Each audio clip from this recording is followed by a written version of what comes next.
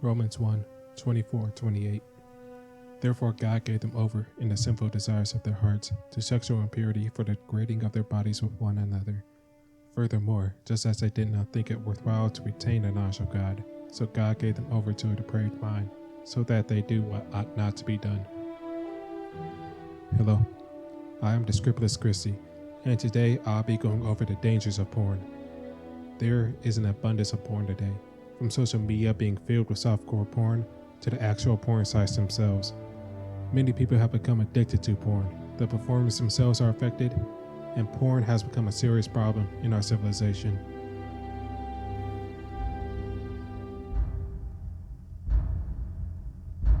The dangers of lust. Ezekiel 23:8-10. She did not give up the prostitution she began in Egypt, when during her youth men slept with her, caressed her virgin bosom, and poured out their lust on her. Therefore I delivered her into the hands of her lovers, the Assyrians, for whom she lusted. They stripped her naked, took away her sons and daughters, and killed her with the sword. She became a byword among women, and punishment was inflicted on her. Lust blinds those it takes a hold of. It can make someone commit dreadful acts upon themselves and others. Porn is lust personified. It offers its users a sweet taste in candy, but neglects to tell them that the candy is laced in poison. To the performers, it offers money and sex, but neglects to tell them the mental and physical harm that arises from doing such work. With both parties being harmed in some way, varying in seriousness, society is bound to feel the ill effects of wanton lust that makes up the porn industry. Let's start with the performers. The porn industry is made up of performers, with some being more famous than others. A number of these ex-performers have voiced their regrets about doing porn. Let's start with Harry Reams. Harry Reams was a porn star legend, starring in Deep Throat. Harry hated doing porn, with his wife, Jenny Reams, saying he hated, at the end, doing porn. Harry Reams battled with his alcohol addiction and eventually overcame it, turning to God.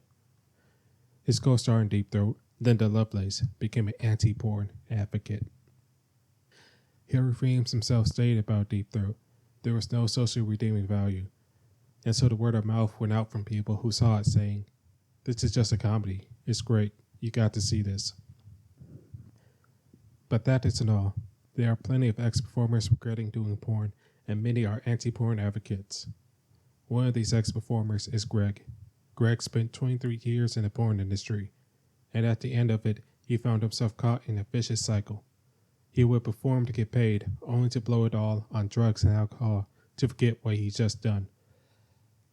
Then he would go back and perform again to buy the drugs and alcohol. The cycle repeated itself until Greg finally left the industry. He came out an addict, and the industry took away his ability to pay a bond. Greg himself states that he can't look at women as human beings, that all he could see was an object, a paycheck. Then there is Alia. She was sexually abused as a child. She was 14 when a man twice her age began to traffic her, offering to provide or do what she wanted in exchange for her having sex with his friends. Eventually, as she got older, the man would dump her outside of strip clubs, coming back sometime at night, expecting her to have earned money for him. Once she turned 18, she joined the industry and was trafficked throughout her entire career, ending with her being dumped at the side of the road, wearing nothing more than shorts and a sports bra. The people that dumped her off took away everything she could use to call for help or easily get help. It was only at this moment that Alia saw an opportunity to leave the porn industry, and she took it. There are many more people in the porn industry that have similar stories. For the sake of time, the last ex-performer we will go over is Jan Velaruba. She experienced and saw rampant abuse, coercion, and deception. Though she was only in the porn industry for a year and a half, her videos were made on subscription-based porn sites, despite her efforts. Here is her statement about the porn industry. The porn companies don't care about human beings, and they don't care if the performers live or die, so long as they're making money. These testimonies have the same theme running through them: abuse, addiction, emotional, and even physical trauma. All the money in the world means nothing if it costs your very soul.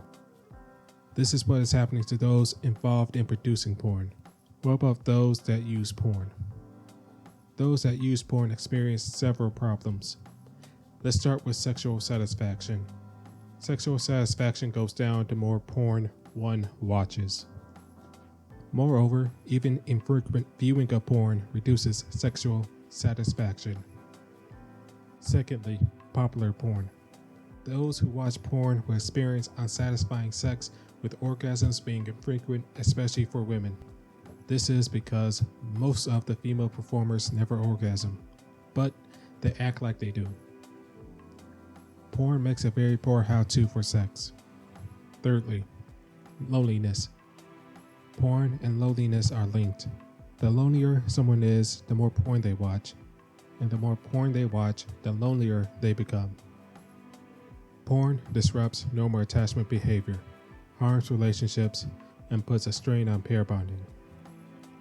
Fourthly, divorce. Divorce doubled for those who use porn after getting married. Porn itself does not outright cause divorce, but is an indicator that something is wrong in the relationship. A lot of people were exposed to porn at an early age. Over 40% of children 10 to 17 were exposed to online porn. With porn being the way that it is, girls and boys get the mindset that women exist for the benefit of men. This can lead girls to believe what they're supposed to look like, and for boys to become more aggressive due to porn making aggression look sexy.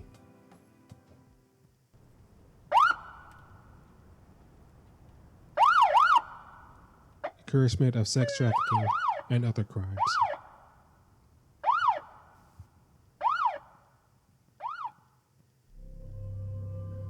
Romans 3:13 through 17. Their throats are open graves, their tongues practice deceit. The poison of vipers is on their lips, their mouths are full of cursing and bitterness. Their feet are swift to shed blood. Ruin and misery mark their ways, and the way of peace they do not know.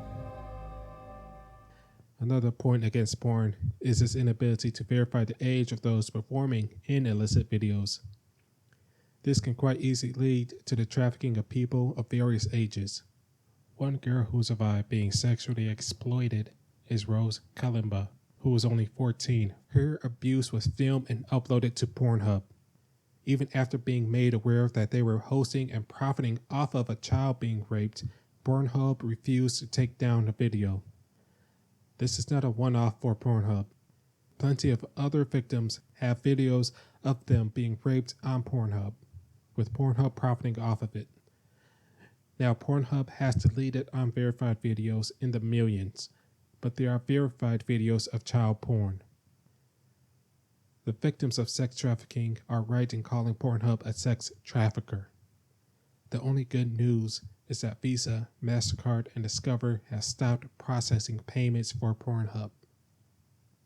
Speaking of verified videos, Girls Do Porn, a verified account on Pornhub and the porn site unto itself, have one of its actors, Ruben Andre Garcia, sentenced to 20 years for conspiracy to commit sex trafficking by force, coercion, and fraud.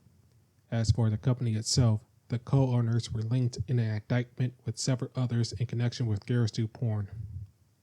Matthew Isaac Wolf pleaded guilty. The other co-owner, Michael James Pratt, was later caught in Spain. With all of this coming to light, more than 40 abused and sex-trafficked women sued Pornhub. Pornhub later settled the lawsuit, with the details being private, but I sincerely hope each and every woman walked away not having to worry ever again. Porn and sex trafficking are inseparably linked. In fact, the sex trafficking industry is bigger than it ever has been, with a $99 billion market value. Since this is an underground industry, we do not know how many victims there are, but I do know that is one too many. Thanks to the Bureau of Justice, we know that in 2020, 1,169 people were charged with human trafficking. Of the 1,169, 92% were male, 63% were white, 18% were black, 17% were Hispanic, 95% were U.S. citizens, and 66% had no prior convictions.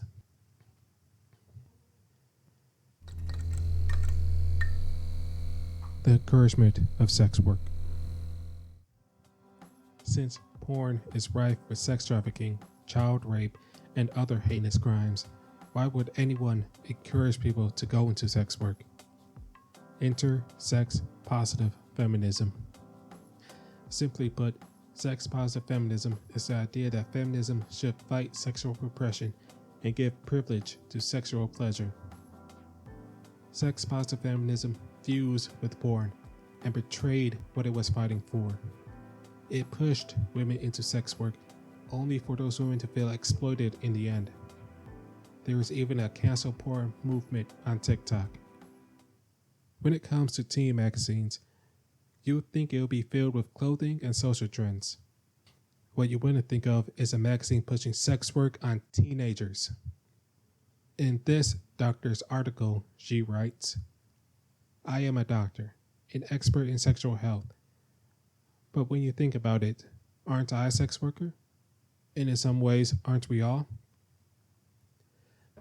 She follows this up with, "I find it interesting that as a medical doctor, I exchange payment in the form of money with people to provide them with advice and treatment for sex-related problems. Therapy for sexual performance, counseling, and therapy for relationship problems, and treatment of sexually transmitted infection. Isn't this basically sex work?" All of this coming from someone with a degree in medicine. The answer is no. Giving medical advice and therapy for sex-related issues is not the same and is distinctly different from prostitution. Someone exchanging sex for money, no matter the type of sex, is different from what you do, doctor. And the fact that you thought it was okay to write this article on a website for teens says a lot, and even more so for Teen Vogue for publishing it. Inez Stepman says it best in his response article. "If consent is our only moral lodestar, then by what standard should we say that an 18-year-old girl shouldn't make an easy buck by consenting to have her body be used for the night? Saying so would be the most despised of traits, judgmental." And he hits the nail on the head with, "But it's judgment that we have lost as a society, the good judgment to determine good sexual decisions from bad. Consent may be able to tell us when sex is legal, but it cannot tell us when it is good." With sex trafficking and human trafficking being a major problem, one Heidi Fleece believes that legalizing prostitution will stop human trafficking. She states, "The laws in place now to supposedly protect people are hurting us and creating a bigger black market for sex. We have to change the law so that there's substantial reduction in human trafficking. Here in Nevada, legal brothels do the community a service, and they are regulated, inspected, and taxed. The problem with this is that making something legal doesn't make the victims go away. In fact, the inflow of trafficking increased where prostitution was made legal, regardless of the type of legalization." She follows this up later with, "For those who are against prostitution, just like those who are against pornography, it's fine to hold that opinion. Just don't participate in it or pay for it. Just turning a blind eye to sex work doesn't wipe away the plethora of crime being committed. Those who still participate in porn and sex work are the ones who are providing the kindling on which the victims of human and sex trafficking, abuse, and rape to burn upon." Another thing plaguing our society is OnlyFans. To be fair, there are other sites like OnlyFans, but OnlyFans is one of the most popular as of now. Over the years, OnlyFans has developed a reputation for explicit content. There are top creators that rake in $50 to $100K a month. A special ed teacher quit her job to start an OnlyFans account. There's even a model that professes that God wanted her to strip on OnlyFans. Nita Marie is a self-proclaimed Christian. As a Christian, I can tell you firmly that you have deluded yourself. The voice you are hearing is your own. God does not tempt people, nor does he condone or give a pass for people to sin. He does, however, gives a way out of temptation. Rapper Bhad Bhabie earned an astonishing $1 million in 6 hours during her debut. The thing about Bhad Bhabie is that she just turned 18 when she created her account. There are children, yes, children, selling explicit content on OnlyFans. This BBC article tells Leia's story. Leia started selling pictures of her feet, but soon escalated into becoming a full-on cam girl, masturbating with sex toys on camera. Despite multiple reports of Leia being underage, 17, OnlyFans refused to take down her account. This would make OnlyFans complicit in child pornography. OnlyFans finally took down her account after the BBC made their investigation known. After all of this, Leia is afraid to leave her home with her plans for attending college being delayed. She fears being recognized in public. And that's the thing about sex work. The shame and reputational damage. Though some may not care at all about it, most people do.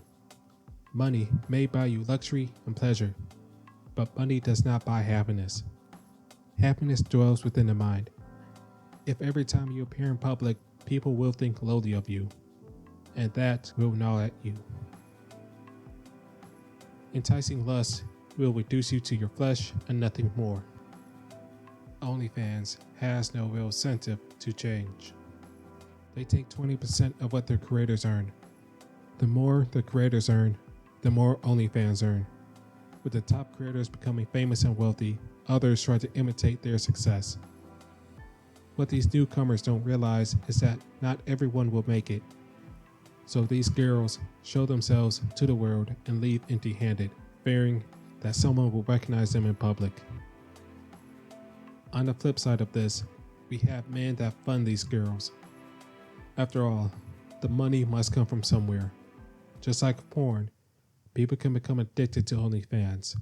One guy maxed out his credit cards, spending more than $10,000 while his girlfriend was pregnant. There are also men that are lonely. In this case, these men want to feel wanted. The creators then cater their content to them, creating a girlfriend experience. Glink has made an excellent video on this issue. He interviews the girls and men on OnlyFans, finding a thread linking them both together. These men and women need a tangible and genuine relationship in the real world. Our civilization is being seriously harmed by porn. We have people who are addicted to porn, wasting countless hours feeding their addiction and throwing away their hard-earned money. Their loneliness is being monetized, and women are being incentivized to join cam girl sites like OnlyFans. Men and women are becoming more and more distant. The trafficking of people for sex work continues, including children. Porn and sex work in general offer instant gratification, but nothing gets done. Porn stars and sex workers are used for their flesh, and the customers leave with a lighter wallet. The best way our civilization can fix this problem is to encourage one another to develop genuine relationships with one another. Ones that are not based on lust, but on actual, genuine attraction. Women, do not ruin your future spousal prospects because of your choice of work, no matter the wealth. Men, log off, go touch grass, and keep your money in your pocket. The more time and money you spend on porn and OnlyFans leaves less time for you to become the man that you want to be, the man that you ought to be. The best part about all of this is that the natural relationships between men and women will be rekindled. Porn and OnlyFans will shrink, and the demand for trafficked people will go down, sparing countless people from becoming victims. I am confident that we can overcome this evil. Yes, this plague will run its course. However, if we lay the right foundations now, we will be able to rise from the ashes and soar like a condor. Romans 12:12. Be joyful in hope, patient in affliction, faithful in prayer. Discipulus Christi.